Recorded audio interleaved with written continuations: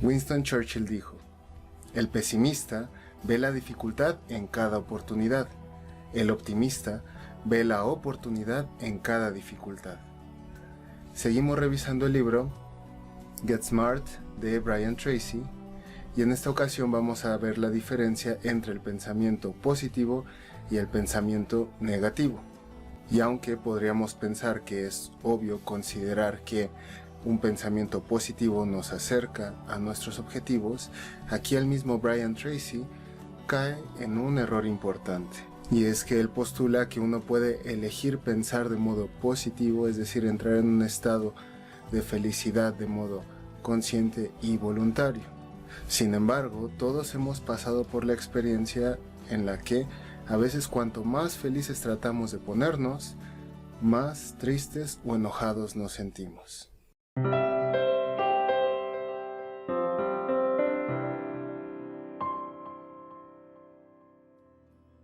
Hola, soy el doctor en psicología Diego García y en este canal hablo regularmente de temas de psicología y psicoterapia. Si es tu primera vez por aquí, considera suscribirte y activar las notificaciones para que no te pierdas ninguno de los episodios de esta serie. Asimismo, es muy importante que revises este video que te dejo en las tarjetas, en las que viene la justificación teórica que da seriedad a este trabajo. En esta ocasión estamos revisando el capítulo 6, pensamiento positivo contra pensamiento negativo. Aquí Brian Tracy señala que, según Aristóteles, el objetivo final de las personas es llegar a ser felices. Si tú tienes todo el éxito que quieras, si tú tienes todas las cosas o ambiciones que has deseado cumplir pero no eres feliz, se supone que has fracasado en tu objetivo final, que es precisamente estar contento y feliz y pleno. Asimismo, recuerda esta capacidad del cerebro de únicamente concentrarte en un pensamiento a la vez, de modo que hay que distinguir de modo muy tajante si vamos a elegir tener un pensamiento positivo o un pensamiento negativo, y que a su vez las emociones negativas son la consecuencia del pensamiento negativo, del mismo modo que el pensamiento positivo es causado por las emociones positivas. Asimismo, señala que las emociones negativas, que son consideradas la tristeza, el miedo y el enojo, generan personas que critican constantemente a sí mismo y a los demás, personas que sospechan, personas insatisfechas y personas que en general perciben que tienen poco control sobre sus vidas. El pensamiento negativo tendría como origen las racionalizaciones, es decir, por ejemplo, decirme a mí mismo que así son las cosas, que yo no puedo hacer nada para cambiar mi contexto o mis condiciones. Las justificaciones del tipo yo soy la víctima de todo esto, nuevamente no tengo algún tipo de control sobre las circunstancias, así que yo soy la víctima. Puede surgir como un juicio, los demás están mal, el mundo está mal, o yo mismo estoy mal, o una hipersensibilidad. Percibo que los demás me atacan, percibo que el mundo me ataca. También señala que el pensamiento negativo usualmente ocurre de modo automático, es decir, que es lo primero que llega a nuestra mente. Por otro lado, postula que las personas que tienen pensamiento positivo, en general, son más felices y logran con mayor frecuencia el éxito que están buscando. Se supone que tener pensamiento positivo requiere esfuerzo y determinación, es decir, hay que hacer un acto voluntario y consciente para pensar positivamente. Asimismo, señala que el origen de las emociones negativas y por lo tanto de un pensamiento negativo está usualmente en el pasado, a través del efecto que tuvieron los padres sobre la crianza de los hijos. Entonces, los responsables de las emociones negativas tendrían que ser los padres, el contexto y o algún otro aspecto del cual yo no poseo algún tipo de control. Esta es la perspectiva que señala el libro.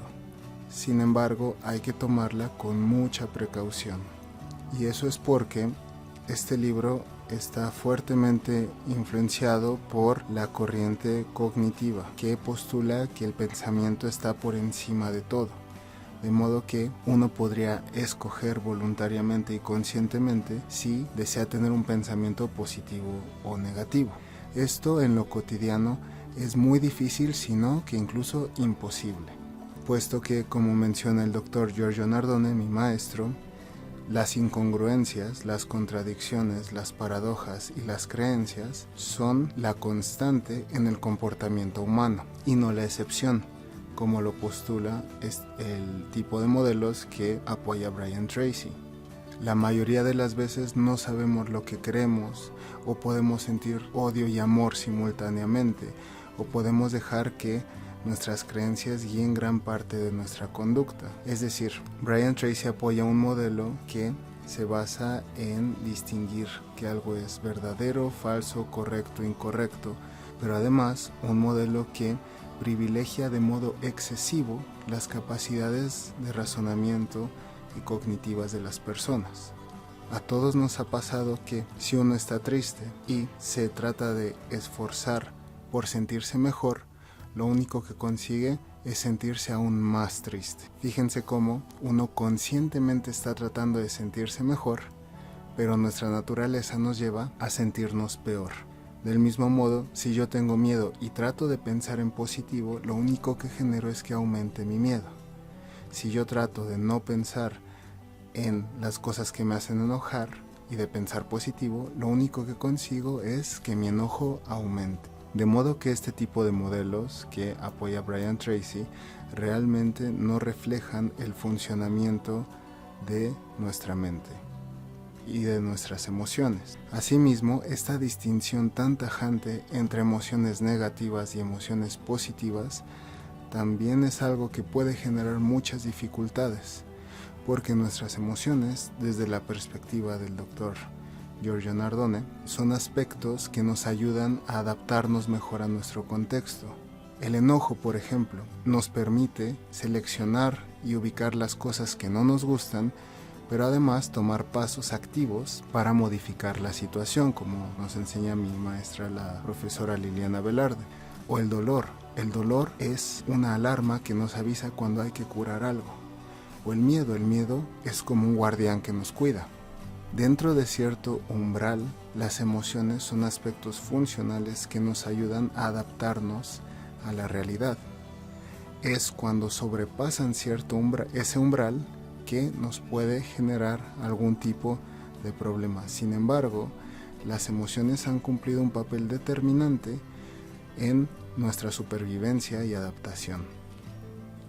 De modo que distinguir a la tristeza, al enojo y al miedo como emociones negativas es algo muy peligroso de hacer.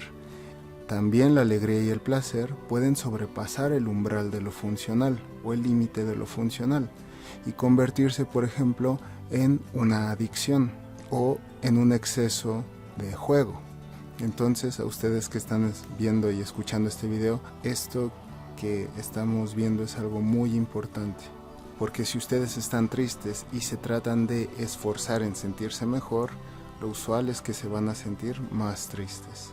Asimismo, si yo me concentro únicamente en pensar en positivo, me ilusiono y me puedo generar expectativas demasiado altas, que si se rompen, lo único que van a desencadenar es que yo me desilusione y el extremo podría ser una depresión. Recalco que esto es el extremo. Es decir, si el pensamiento positivo no tiene un fundamento en la realidad a través de experiencias concretas y se basa únicamente en ideales, es muy probable que me ilusione y después me desilusione y en el extremo me deprima. Entonces, ¿cómo escapamos de estas trampas?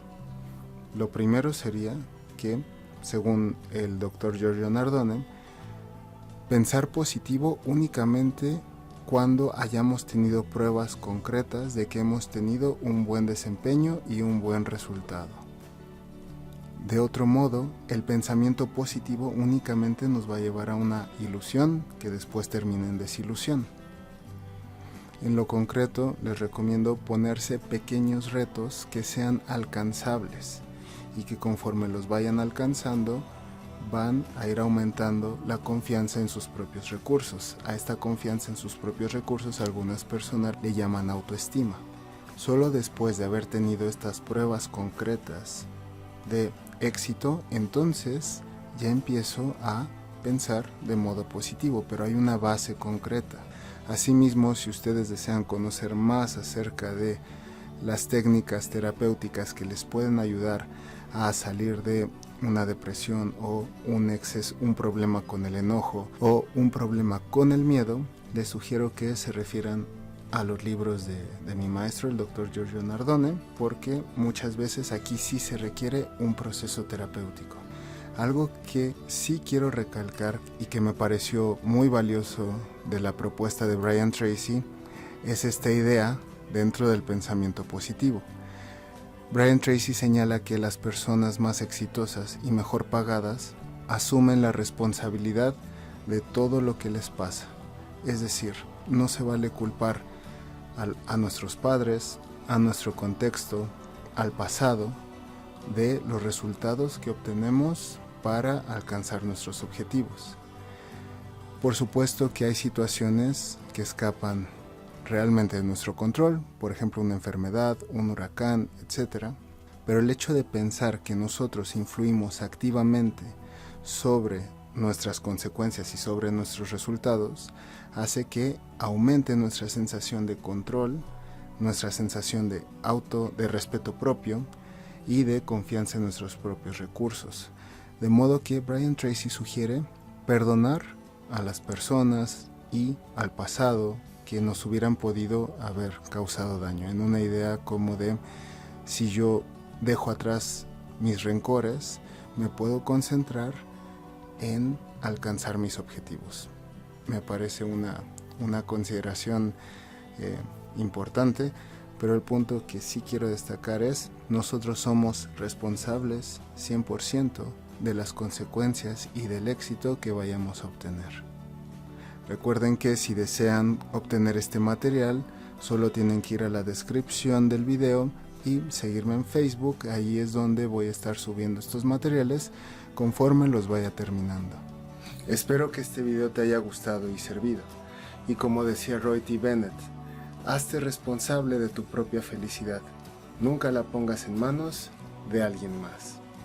Gracias por estar aquí y hasta la próxima.